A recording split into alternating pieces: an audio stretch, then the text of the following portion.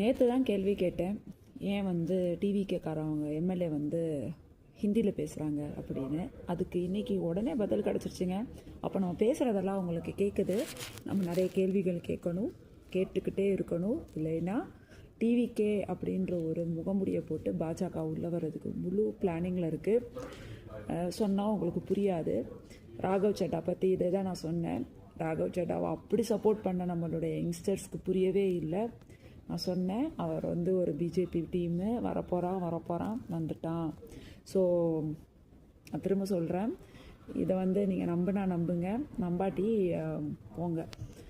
So நேற்று வந்து இன்றைக்கி நியூஸ் பார்த்தீங்கன்னா, நம்மளுடைய சிவகாசி எம்எல்ஏ வந்து அந்த அம்மா சொல்லியிருக்காங்க, நான் ஏன் ஹிந்தியில் பேசுகிறேன் அப்படின்னா, உலகம் ஃபுல்லாக நம்மளுடைய டிவிக்குடைய புகழ் பரவணும் அப்படின்னு. ஏம்மா, உலகம் ஃபுல்லாக எவன் ஹிந்தியில் பேசுகிறான்? இந்த ஒரு பேசிக் அறிவு கூட இல்லாத நீ, உலகத்தில் ரொம்ப அதிகமாக பேசப்படுற மொழி வந்து இங்கிலீஷ் பேசி நீ பேசியிருந்தா பரவாயில்ல. ஏன் நம்மளுடைய திருமாவே வந்து இன்றைக்கி இங்கிலீஷில் பேட்டி கொடுத்தாரு, ஏன்னா உலகம் ஃபுல்லாக போகணும்னு. ஹிந்தியில் பேசலை. ஆனால் நீ வந்து ஹிந்தியில் பேசி உலகம் ஃபுல்லாக வந்து பரவும் அப்படின்ற இந்த ஒரு பேசிக் நாலேஜ் கூட இல்லை. நம்ம டிவிக்கு தொண்டர்கள் வந்து இதெல்லாம் நோட் பண்ணுங்கப்பா, கேள்வி கேளுங்கப்பா, நாட்டை விட்டுறாதீங்கப்பா. ஏன்னா வந்து ஃபுல் பிளானிங்கில் இருக்குது. அதாவது அதிமுகவுடைய கூட்டணியோடு சேர்ந்து அப்படியே நைஸாக பிஜேபி உள்ளே புகுறதுக்கு 100% வாய்ப்புகள் இருக்குது. இதுதான் நடக்க போகுது. எல்லா இடங்கள்லையும் கொஞ்சம் ஒத்து கவனிங்க. அவங்க எம்எல்ஏக்களுடைய தகுதி தராதரத்தை ஒத்து கவனிங்க. அவங்களுடைய பேச்சு வழக்கு ஒத்து கவனிங்க.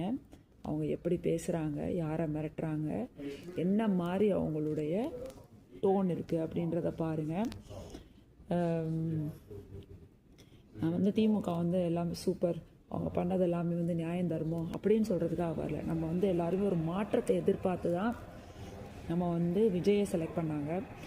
என் வீட்டிலையே வந்து ஒரு விஜயோடைய வெறித்தனமான ரசிகன் என் பையன் இருக்கான். அவன் டான்ஸ் கூட போட்டிருந்தேன், பார்த்துருப்பீங்க. உட்காந்து சாமி கும்பிட்டான்.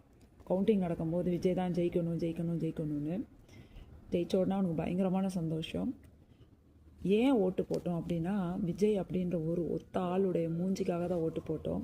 ஆதவ அர்ஜுனாவோ புஷி ஆனந்தோ இல்லை அவங்க கூட்டிகிட்டு வந்த அதிமுக அல்ல கைகளோ இல்லை வந்து பாஜக அல்ல கைகளோக்காக நம்ம போடலை. அவங்களுடைய கொள்கைக்காகவும் நம்ம ஓட்டு போடலைன்றத தாவேகா தொண்டர்கள் என்றைக்குமே மறக்கக்கூடாது.